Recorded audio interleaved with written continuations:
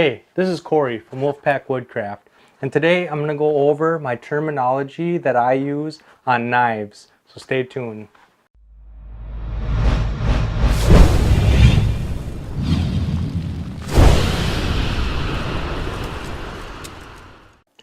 Alright, so when I'm talking about knives, I want to make sure that we're on the same page. So I'm going to tell you my terminology so that you guys know what the heck I'm talking about when I'm describing good knives from bad knives, okay? So I'm going to start off with folders. I'm going to go real basic. Okay, we're going to look at this Bear Grylls folding knife.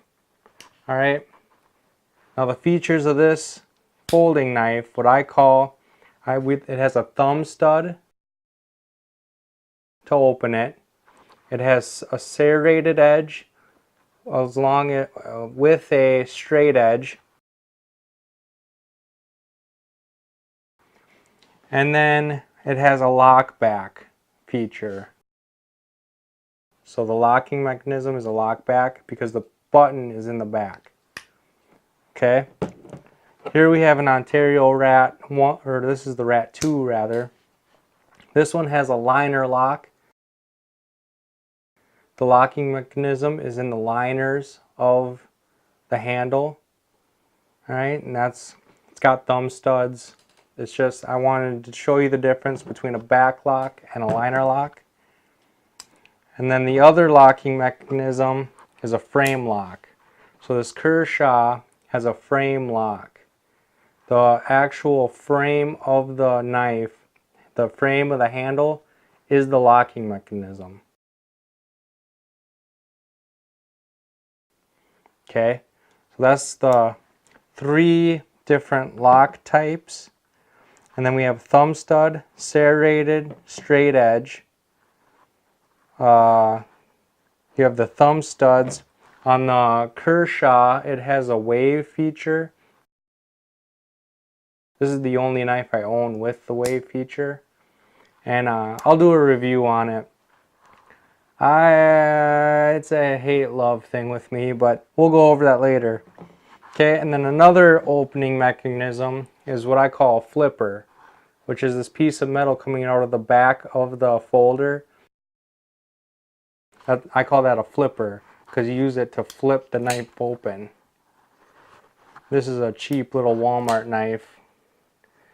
So this is a manual flipper. You can also have a spring-assisted flipper. So when you flip it, instead of flicking your wrist, it has a spring. So it's an assisted flipper, but this is a manual flipper. All right. So that goes over my folding knives. Another thing I want to go over is choils. Okay. So my Becker BK9 has a cutout on the edge here. So that is a choil. It makes it so that it puts a tip on the back side of the blade so you can sharpen it from tip to tip. Okay, and it makes it so that the blade is easier to sharpen and your blade is symmetrical the whole way. That cutout there, it removes the ricasso, and I'll go over that in a second, but it removes the ricasso so that you have a full edge. Okay, so that's a choil. And then if it's big, like on this Jessica X, that's a finger choil. My finger is supposed to go there so that I can choke up, or a choke up choil. I call that a finger choil because I can put my finger in there, choke up on this blade, and do finer work. This knife, I have mixed feelings about this one too, but these are the best knives I can use for the examples. So in the blade, it's a choil. If it's in the handle, like on this Gerber Bear Grylls, I call that a finger groove. All right. So if it's on the blade, it's a finger choil. It's on the handle, it's a finger groove. All right. And I like the finger groove on this Bear Grylls knife. I don't like this knife, but I like that. I like the handle on this knife. But anyways, getting back to topic here. All right, so we have that. Then also this piece coming out on the bottom side of the choil, I call that a finger, or I call that a hand guard.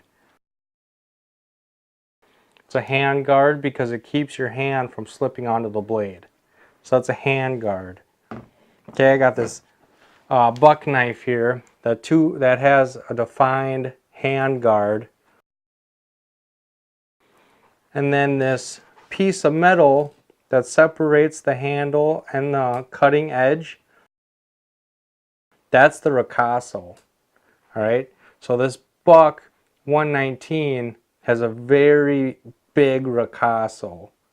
Alright, and I'm not a big fan of big ricassos because I think that's where you get a lot of your power and a lot of your control, is where the handle and the edge meet. And so having that big ricasso forces you to move out a little bit, where I rather work and control cut right where that ricasso is on this knife.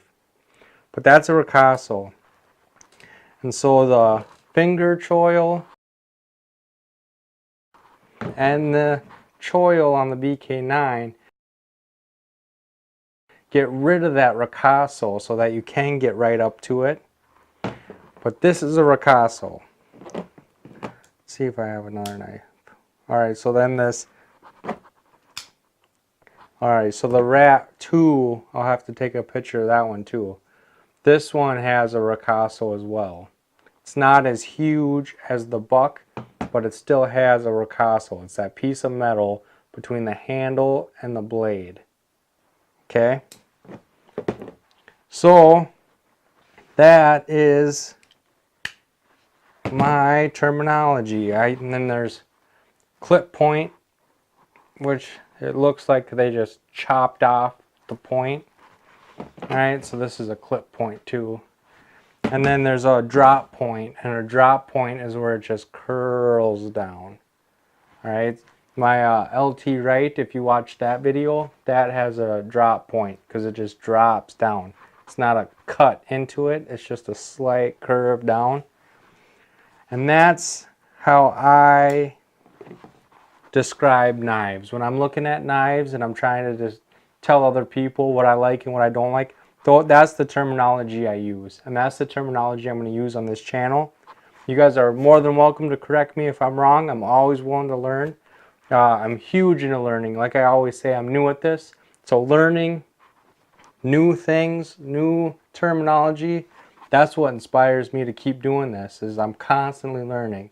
So don't forget to leave your knowledge and your questions in the comment section.